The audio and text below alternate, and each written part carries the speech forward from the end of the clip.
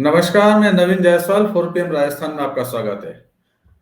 कांग्रेस सहित तमाम विपक्षी दल ये आरोप लगाते रहे मोदी सरकार पर कि वो सरकारी एजेंसियों ईडी, सीबीआई और इनकम टैक्स का दुरुपयोग कर रही है अपने राजनीतिक विरोधियों को डराने धमकाने के लिए। वो इन तीन एजेंसियों का उपयोग कर रही है कि जो विरोधी पार्टियां हैं उनके सांसदों और विधायकों पर दबाव बनाया जाता है इसके माध्यम से, और उन्हें पार्टी छोड़ने को मजबूर किया जाता है और भाजपा ज्वाइन करने को मजबूर किया जाता है। इसके लिए इन तीनों एजेंसियों की जांच बिठाई जाती है और ये जांच तब तक चलती है जब तक कि वो नेता दल बदल करने को तैयार नहीं हो जाता, भाजपा ज्वाइन नहीं कर लेता है। और जैसे ही वो नेता भाजपा ज्वाइन करता है उसके बाद वो जांच रुक जाती है, खत्म नहीं की जाती है। एक तलवार लटकी रहती है नेता के ऊपर कि वो वापस भाजपा के खिलाफ खड़ा नहीं हो सके।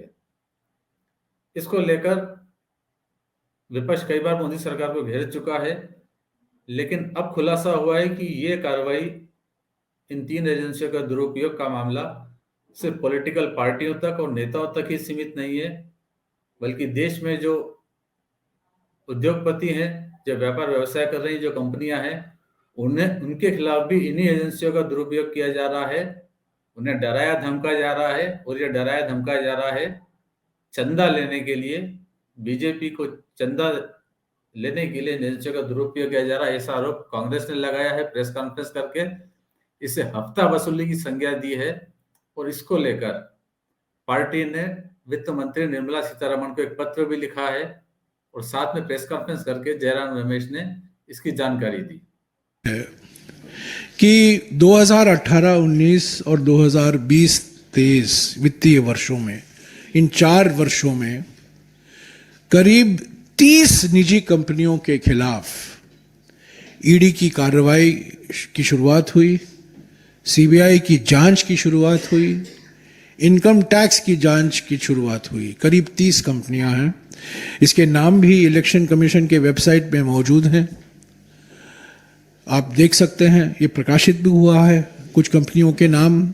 30 कंपनियां हैं जिनके खिलाफ ईडी, सीबीआई और इनकम टैक्स छोड़े गए हैं, और इनसे इन 4 सालों में बीजेपी पार्टी को 335 करोड़ रुपया चंदा मिला है।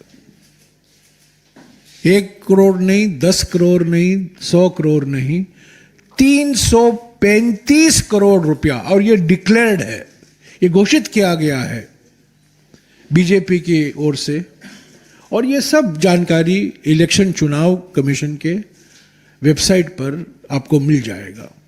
30 कंपनियां हैं। इन 4 साल में 335 करोड़ रुपया चंदा बीजेपी को मिला है।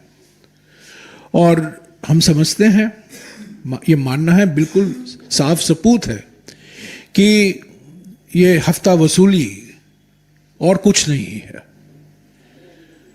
कुछ ऐसी कंपनियां हैं जो 2018 के पहले कभी बीजेपी पार्टी को चंदा नहीं दी थी। 2018 के बाद उन्होंने चंदा देना शुरू किया। कुछ ऐसी पार्टियां हैं कुछ ऐसी कंपनियां हैं जिनके खिलाफ जो कार्रवाई शुरू की गई है, वो कांग्रेस पार्टी को चंदा दिया करते थे पहले, वो कांग्रेस पार्टी को भी चंदा देना बंद कर दिए हैं। कंपनियों के खिलाफ जो कार्रवाई करनी है आप कीजिए। अगर कोई कानून का उल्लंघन हुआ है तो जरूर कार्रवाई होनी चाहिए, पर धमकी देकर, ईडी के द्वारा धमकी देकर, सीबीआई के द्वारा धमकी देकर और इनकम टैक्स के द्वारा धमकी देकर उन्हीं कंपनियों से, उन्हीं निजी कंपनियों से चंदा देना, मैं समझता हूं ये बिल्कुल साफ दर्शाता है कि मूल मकसद क्या था। ईडी, सीबीआई और इनकम टैक्स की जांच का मूल मकसद यही था, हफ्ता वसूली। ये ब्लैकमेल की राजनीति का एक मिसाल है। तो हमारे ओर से हमारे महासचिव संगठन ने वित्त मंत्री को लिखा है कि ये बिल्कुल नामुमकिन है हालांकि मोदी है तो मुमकिन है ऐसे ही जो कारनामे होते हैं इन्हीं के कार्यकाल में हुआ है। तो कांग्रेस के अनुसार ये एक तरह का आर्थिक आतंकवाद है, ब्लैकमेलिंग है, हफ्ता वसूली है कि पहले इन कंपनियों के खिलाफ जांच बिठाई जाए और जब जांच शुरू हो जाए तब इन्हें दबाव में लाकर इनसे चंदा लिया जाए। ठीक वैसे ही जैसे आपने फिल्मों में देखा होगा कि किस तरह से हफ्ता वसूली की जाती है, दबाव बनाया जाता है, ताकत के जोर पे बनाया जाता है या कानूनी एजेंसियों के दौर की मदद ली जा रही है कि वो चंदा भाजपा को दें और सिर्फ इतना ही नहीं कि सिर्फ भाजपा को चंदा दें। जैसा जयराम रमेश ने बताया कि जो कांग्रेस को जो कंपनियां चंदा दे रही है उन पर दबाव बनाया जा रहा है कि वो कांग्रेस को चंदा नहीं दें। तो इन तमाम बातों को लेकर कांग्रेस ने केंद्रीय वित्त मंत्री निर्मला सीतारमण को पत्र लिखा है, केसी वेणुगोपाल की तरफ से पत्र गया है और उसमें इन सारी चीजों की जांच की मांग भी की गई है।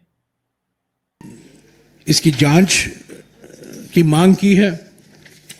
हमने सवाल भी उठाए हैं वित्त मंत्री से, जो आप पढ़ेंगे तो हमने 3 सवाल उठाए हैं। एक सवाल तो यह है कि क्या आपने तो अर्थव्यवस्था पर श्वेत पत्र प्रकाशित किया, क्या आप हफ्ता वसूली पर एक श्वेत पत्र प्रकाशित करेंगे? क्या जनता को विश्वास में लेंगे कि आपके पार्टी को चंदा मिला है, कहां कहां से चंदा मिला है?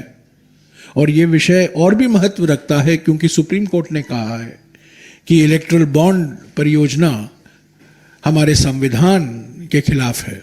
दूसरा जो सवाल हमने उठाया है कि आप अगर, जैसे कि आप दावा करते हैं कि आपका फाइनेंसिंग पार्टी का फाइनेंसिंग बिल्कुल पारदर्शिता से होता है, आपको कोई छुपाने की जरूरत नहीं है, अगर यह बात सही है कि जो जानकारी आई है चुनाव आयोग के वेबसाइट में, जो जानकारी ली गई है इन न्यूज़ पोर्टल के द्वारा, क्या उसका आप खंडन करेंगे? क्या आप उसका खंडन करेंगे कि इस कंपनी ने, जिसके खिलाफ सीबीआई, ईडी और इनकम टैक्स की जांच हो रही है, उसी कंपनी से आपको ये चंदा नहीं मिला है? क्या आप ये इससे इनकार कर सकते हैं कि पिछले 4 सालों में 335 करोड़ रुपया बीजेपी के खाते में आया है? ये इलेक्ट्रल बॉन्ड के द्वारा नहीं, ये ईडी बॉन्ड है, सीबीआई बॉन्ड है, इनकम टैक्स बॉन्ड है, इलेक्ट्रल बॉन्ड नहीं। ये कंपनियों के नाम भी सब लोग जानते हैं इस वेबसाइट के माध्यम से। और तीसरा सवाल जो हमने कहा है कि अगर आपकी नीयत साफ है, अगर आपने कुछ गलती नहीं की है, कि क्या आप एक सुप्रीम कोर्ट द्वारा मॉनिटर्ड जांच को स्वीकार करेंगे? क्योंकि आप बार बार कहते हैं कि हम लोकतंत्र को साफ करना चाहते हैं, हम फाइनेंसिंग को साफ करना चाहते हैं, हम पारदर्शिता लाना चाहते हैं।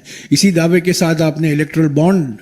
कांग्रेस ने आज जो प्रेस कॉन्फ्रेंस की है उसका मुद्दा सिर्फ यह नहीं है कि कंपनियों को दबाव बनाकर भाजपा चंदा हासिल कर रही है। कांग्रेस का यह भी कहना है कि जो कंपनियां कांग्रेस को चंदा दे रही थी उन पर भी दबाव बनाया जा रहा है और वो कंपनियां चंदा नहीं दे रही है। कांग्रेस ने, आपको ध्यान होगा, इससे एक दिन पहले भी एक प्रेस कॉन्फ्रेंस की थी और बताया था कि किस तरह से उसके जो बैंक खाते हैं उसमें से करीब 66 करोड़ रुपए इनकम टैक्स विभाग ने निकलवा लिए, ये कहकर कि उसे वसूली करनी है। और तब भी कांग्रेस का यही कहना था कि चुनाव के पहले उसके फंड को किसी भी तरह से रोका जा रहा है कि कांग्रेस के पास फंड की दिक्कत बनी रहे और वो लोकसभा चुनाव पूरी तैयारी के साथ नहीं लड़ पाए। तो जो कांग्रेस के पास जो चंदा जमा है उसको रोकने की कोशिश की जा रही है और जो दूसरी कंपनियां चंदा दे रही है कांग्रेस को, वो भी रोकने की कोशिश की जा रही है ताकि कांग्रेस पूरी तरह से पंगु हो जाए और चुनाव नहीं लड़ सके। तो फिलहाल इस वीडियो में इतना ही। अंत में एक बार फिर आपसे यही कहना है कि 4PM राजस्थान चैनल को सब्सक्राइब जरूर करें और इस वीडियो के लिंक को जितना ज्यादा हो सके उतना शेयर भी करें। नमस्कार।